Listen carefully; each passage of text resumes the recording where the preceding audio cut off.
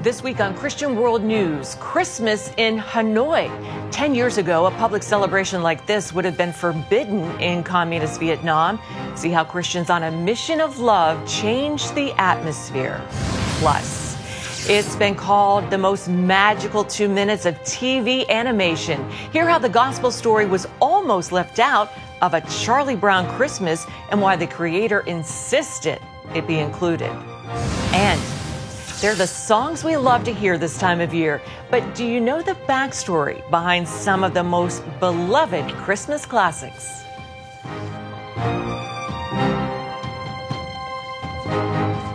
Welcome to Christian World News, everyone. I'm Wendy Griffith. Well, as Christians around the world celebrate the birth of Christ, one city has already seen a Christmas miracle. In Hanoi, Vietnam, the communist government recently allowed a public Christmas celebration. As CBN Asia correspondent Lucille Toulousan shows us, the change stems from a decades-long effort by churches to serve the capital city. More than 14,000 from different Christian denominations attended the recent Christmas Peace Festival in Vietnam's capital of Hanoi. The day-long affair featured family activities, talent shows, and evangelistic plays. It culminated with praise and worship, followed by American evangelist Reed Saunders sharing the gospel. More than 1,000 came forward to receive Christ. 10 years ago, Christian events like this in communist Vietnam wouldn't have happened. But in recent years, local government officials have joined the audience. This year, the Vietnamese police even hosted a Christmas dinner for all the pastors, symbolizing respect and understanding between the police force and the religious community. Hanoi International Fellowship lead pastor Jacob Bloomberg attributes this breakthrough to the Love Hanoi campaign, which their church began in 2012. Whenever you meet government officials, we were not asking for permits or for other things. We were asking how we can love their city. And I think over the years, that really has made an impression that we as Christian foreigners are there to contribute to society. Through the years, the Christian church has developed good relations with the government through projects such as cleaning up streets and bridges, conducting workshops, and other community services. Love Hanoi also provided platforms for churches to partner together in expanding God's kingdom by expressing the love of Christ in the different spheres of society. For Love Hanoi to be duplicated in other Vietnamese cities, the campaign has evolved into the Love Your City movement. With the Love Your City movement, not only is the Christian church gaining favor from the government, but most importantly, the church is being known for God's love, and many Vietnamese are experiencing His love. When the Hanoi International Fellowship began in 1995, the government did not allow Vietnamese to attend the foreign church. And so at one point, while at a cafe, I asked the colonel, who was my liaison with the city police, if it was okay to have Vietnamese attend our church. And he just spontaneously said it's okay if you take care of their spiritual health, it's okay. Pastor Jacob and his wife Linda credit Regent University because they completed their masters online, which has helped them serve in Vietnam for over 26 years. Masters in Education for Linda. I'm very grateful that Regent was at the forefront of online education well before it became a thing, and allowed us to continue to work in ministry, to raise our family, and live in Asia, all while doing our master's degrees. And Masters in Organizational Leadership for Pastor Jacob. So that really was a key for me and a great learning experience in leading such a diverse congregation.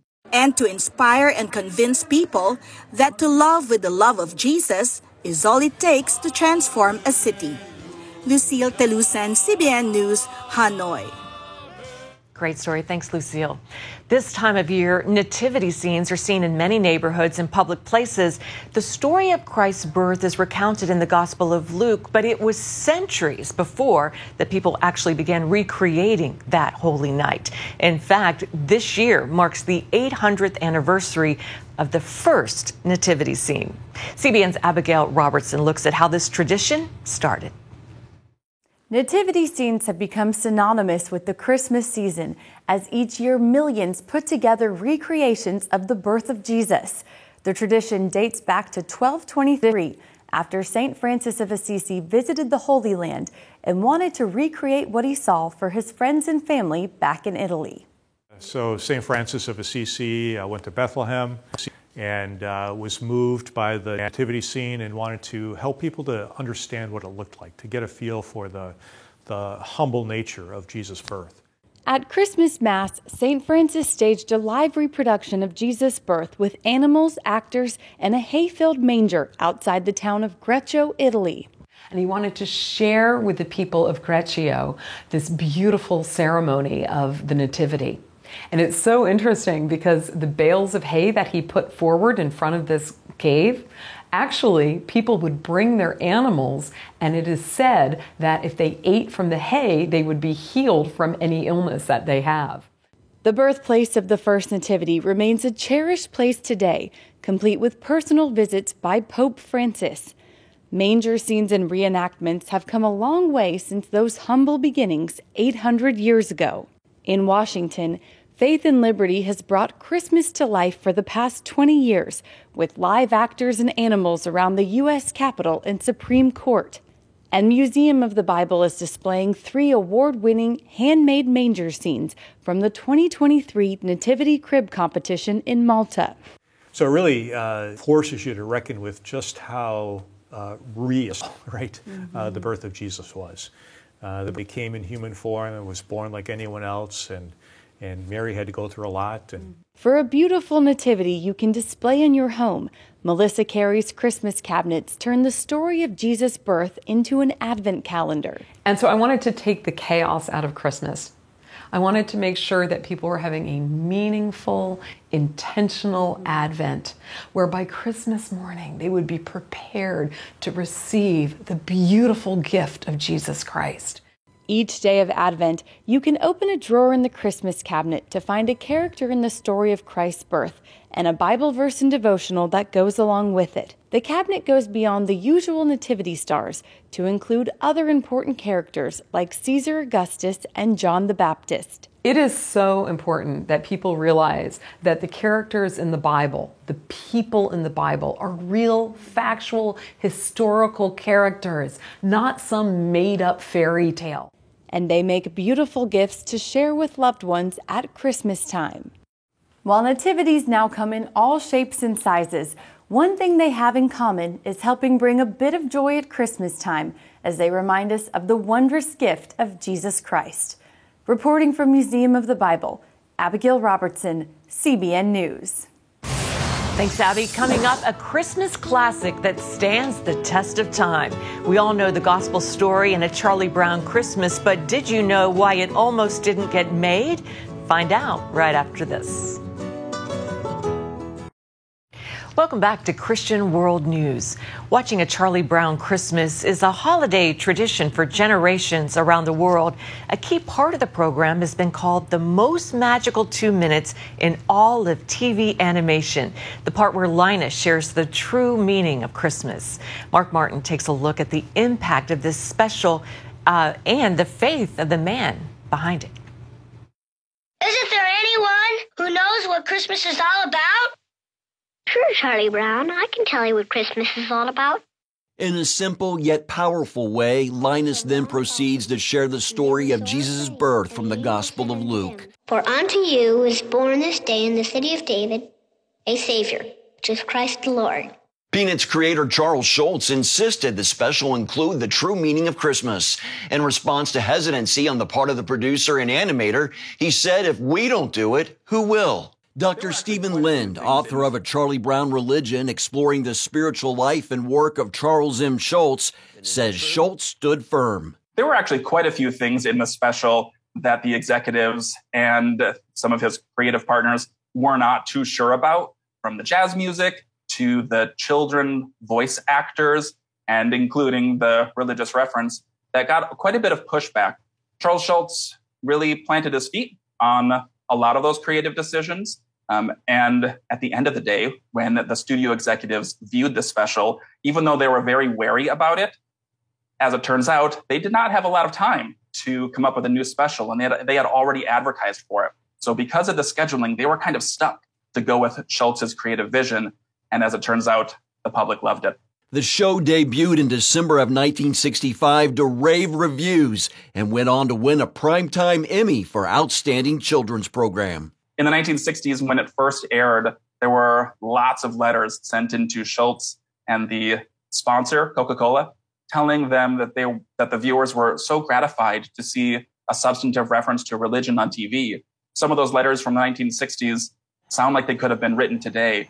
A Charlie Brown Christmas is still quite the beloved classic. Paul Batura, of Focus on the Family, described Schulz as frozen in time, not woke, and oh so wonderful. I think people look forward to it every year. I think it centers people. You know, our first impressions make a big impression. And for most of us, we saw Charlie Brown Christmas when we were 3, 4, 5 years old, and that sticks with us. And we're reminded when we hear that voice, when we hear the reading of the Gospel of Luke, we're reminded why we celebrate Christmas. And so I think it has had a very much a net positive impact on the world. The faith of Schulz has been scrutinized over the years. He's been called a fundamentalist Christian, a universalist, an atheist, and reportedly called himself a secular humanist in the latter part of his life. Lynn says Schulz's faith was very personal to him. Schulz had a biblical faith that was maybe more nuanced than some of the denominational dogma that some of his peers would have. But it was a personal biblical faith that he would talk to close confidants about over the years and include in his strips, even if it was a little bit more nuanced and broad than some of the traditional teachings. Some have tried to sanctify him, and some have tried to vilify him, even accusing him of some heretical beliefs. I think the reality is he was somewhere in the middle. And I say that because look at the fruit of his work. Look at what he produced and look at what we still enjoy today. And I have a very, very good feeling about where Charles Schulz was with his Christian faith. Regent University Dean of Divinity, Dr. Corney Becker, also says it's important to look at Schulz's work. I think Schulz would want us to judge his legacy and the person that he is based on the material that he put out there. And when we look at the comic strip, when we look at Peanuts, when we look at the Christmas special, what an extraordinary legacy of not only faith, but also the meaning of community. We are stronger when we come together. Only God truly knows the heart and faith of Charles Schulz. What we do know, however, is year after year, a little boy he created tells the world about Jesus Christ. That's what Christmas is all about, Charlie Brown. Mark Martin, CBN News. Love that. Thanks, Mark. Up next, we sing them every year. We tell you the history of some of the most beloved Christmas carols in modern history. Stay with us. Welcome back. We all can sing our favorite Christmas carols by heart, but do we know what inspired them? CBN's Gordon Robertson gives us the backstory of some of the most beloved songs of the season.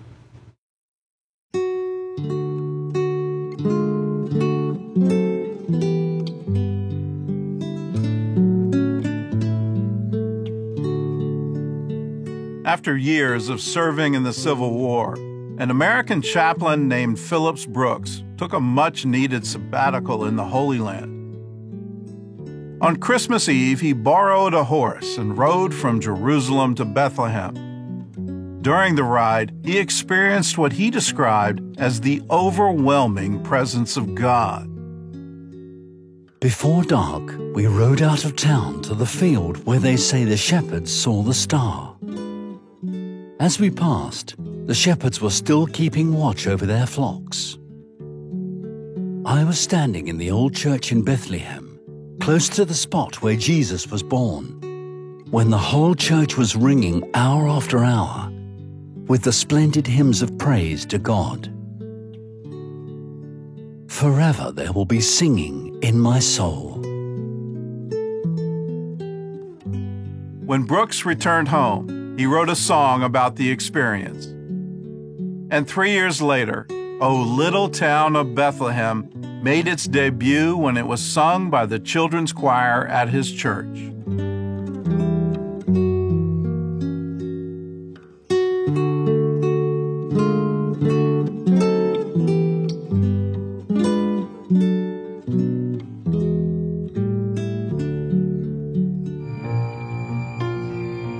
In 1847, the French song Cantique de Noël was co-written by a Jewish composer named Adolphe Adam.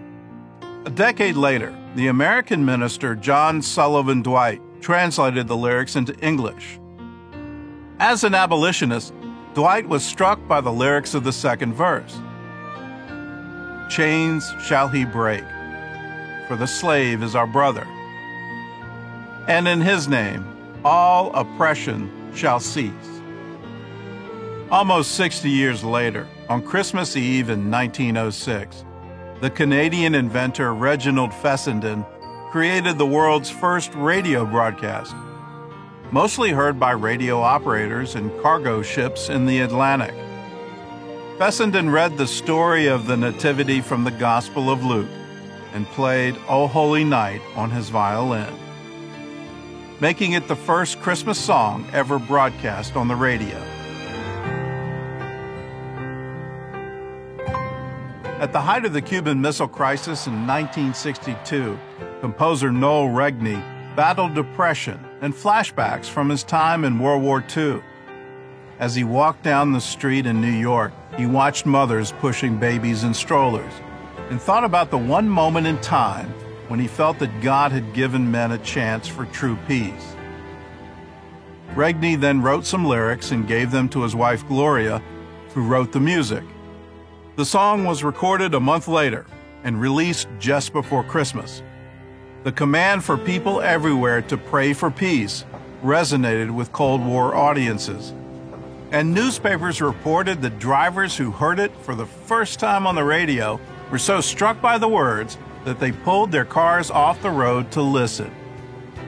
Do You Hear What I Hear was an instant hit, selling 25 million copies during the holiday season. Joy to the world, the Lord is come.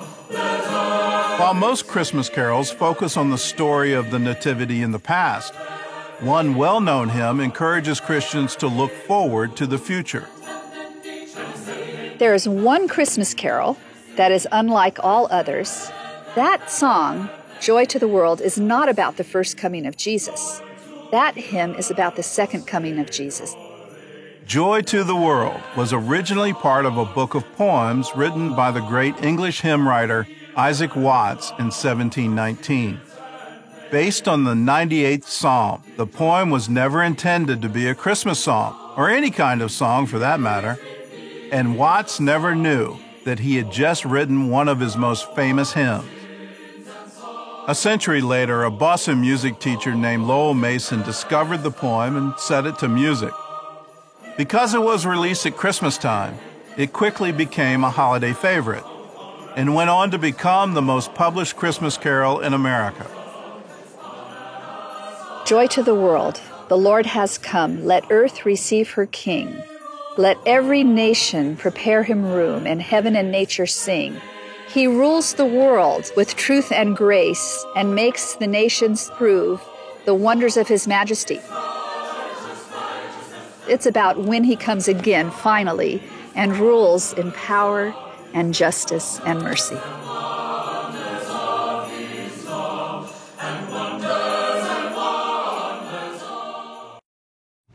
Finally, this week, since the war between Israel and Hamas began, few visitors are coming to Israel. It's one reason why local businesses are working extra hard to bring the Holy Land to them.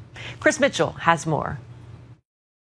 Zach Mishriki owns a third-generation gift shop in the Old City. He offers everything from olive wood nativity sets to ancient coins and oil lamps. I want to communicate the biblical truth or the biblical stories, things that were found in our Bible. For example, when I sell the coin from the Jesus time, the coin of the widow's mite. This year I made this, 2 replica coin of the widow's mite. And I put on the top of it, it's your heart that matters, not your money. It's a biblical truth. God cares for our heart. He doesn't need any money. Workers here do, however, so while offering gifts with meaning, Ms. Shriki also supports Christian brothers and sisters struggling during the war. We need people who love Christ to be here. It's important that pilgrims, when they come to Jerusalem, they see that this is not only stone or churches, but they can see real people who have experienced God and testify that his tomb is empty. My business allows people to work and to be productive and have food on their table and stay here. That's where Artsabox also plays a role. The Jewish company tries to bring the Holy Land to Christians in North America. Ty Schimmel is the founder. Artsa is a company that I set up during COVID, and the idea was to connect people to the Holy Land, to the land of the Bible, in a meaningful way, and at the same time support small businesses and charities in Israel with every box they receive. And it's something which is immersive and something that the whole family can enjoy. An Artsabox subscription features locally made gifts delivered 4 times a year. Now, during the war, Schimmel says it's more meaningful than ever. Because these boxes are directly supporting businesses and charities all over Israel. All of these businesses need help more than ever before. The theme which we chose for this box is Christmas joy. The gifts include a candle holder, prayer journal, and an offering from a company directly affected on October 7th. One has the map of Israel with the Israeli flag, and one says Shalom in English and in Hebrew. And this is made by an organization which is in one of the border towns with Gaza. And it's an institution that was set up to help teenagers and young adults with Down syndrome, special needs, autism.